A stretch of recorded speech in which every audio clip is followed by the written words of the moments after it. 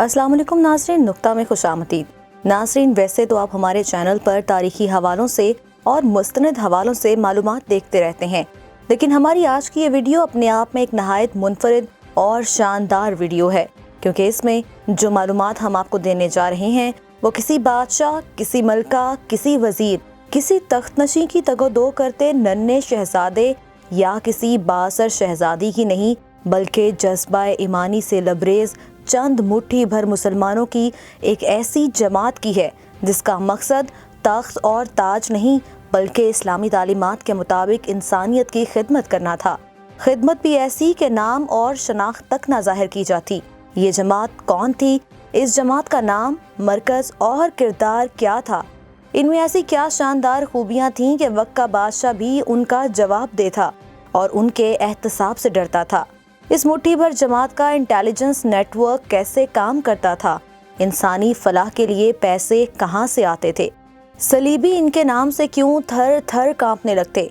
इंसान तो इंसान, बेजुबान जानवर पर भी जुल्म करने पर बादशाह से कैसे माफ़ी मंगवाई जाती? अदल इंसाफ के शानदार किस्से क्या थे? इस जमात में शमूलियत के लिए किन शराइत पर पूरा उतरना पड़ता था? इंसाफ के साथ साथ ये जमात मुस्लिम उम्मत की क्या खिदमत करती थी? ये सब सवालात और इससे जुड़ी मज़ीद मालूमात को जानने के लिए इस वीडियो को आखिर तक ज़रूर देखें।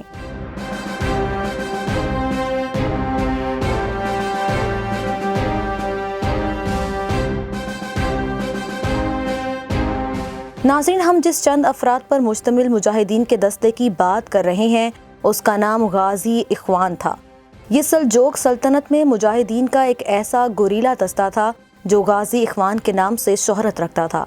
इस जमात के अरकान की मुकम्मल फहरिस्त कहीं नहीं मिलती। अरकान के नाम पोशीदा रखे जाते थे। हयानत तौहीदी ने 973 में इनमें से चंद के नाम जाहिर कर दिए।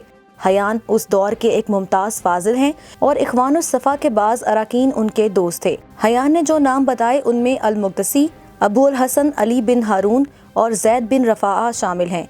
इस जमात का दूसरा नाम इखवान असफ़ा यानी अहले इल्म की जमात थी, जिसका मकसद ज़्यादातर अक़ली अलूम का फ़रोग़ था।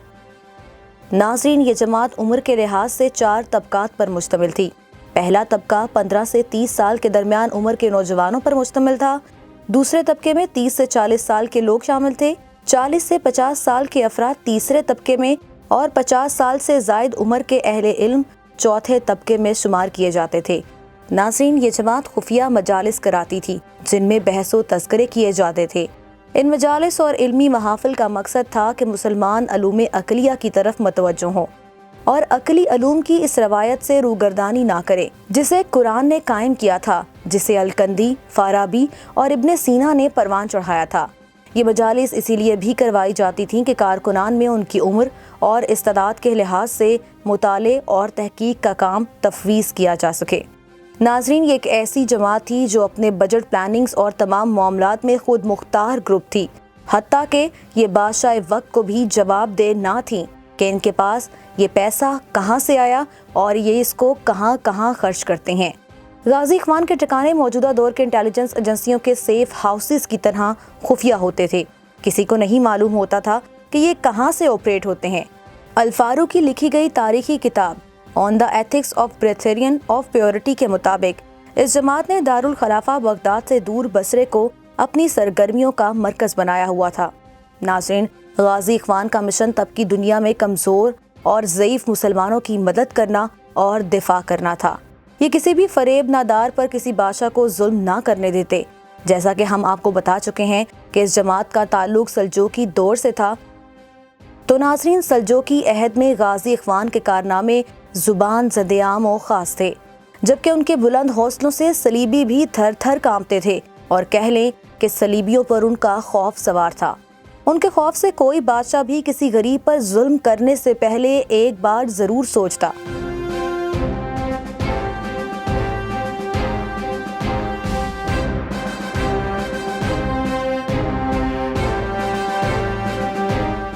नाज़रीन, ये जमात इस कदर अल्लाह की रस्सी थामे हुए थी कि किसी बादशाह के इंसानों तो क्या किसी बेजुबान पर भी किए गए जुल्म को बर्दाश्त नहीं करती थी। ایک دفعہ کا ذکر ہے کہ انطاکیہ کے صلیبی بادشاہ کے بیٹے نے کسی غریب کے گدھے کو اس کے قریب اونچی آواز میں ہنہنانے پر گدھے کو جوتے سے بلا وجہ مارا۔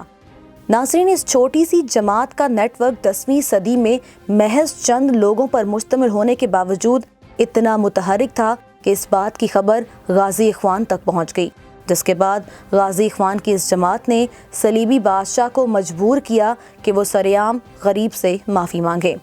ناظرین، اخوان غازی کی تاریخ پڑھی جائے تو ایسے بے شمار واقعات ملتے ہیں۔ ایک دفعہ بازنطینیوں نے اس جماعت کے چند مسلمانوں کو قید کر لیا، جن میں خاتون بھی شامل تھی جن کا اس جماعت سے کوئی تعلق نہ تھا، لیکن بازنطینی اسے بھی ساتھ لے گئے، جس کے بعد غازی اخوان نے بازنطینی حکومت کی قید سے بدلے میں ان کے قیدی دے کر اپنے مسلمان قیدی چھڑائے۔ ان مسلمان قیدیوں میں وہ مسلمان عورت بھی شامل تھی۔ اس مسلمان عورت کے ساتھ ایک صلیبی فوجی نے رہائی کے وقت بدتمیزی کی تھی۔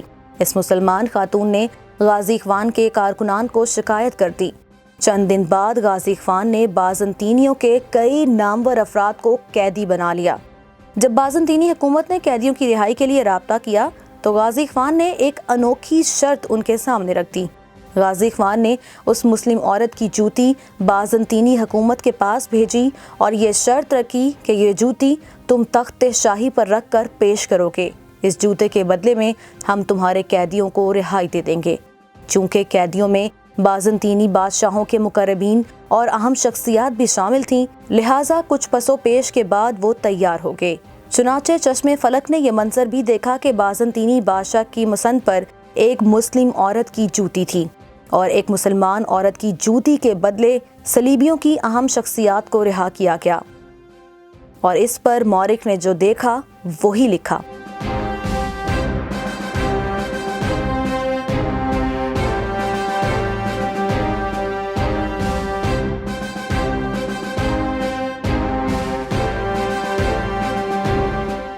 ناظرین، اس جماعت کا واحد مقصد انسانیت کی خدمت کرنا تھا۔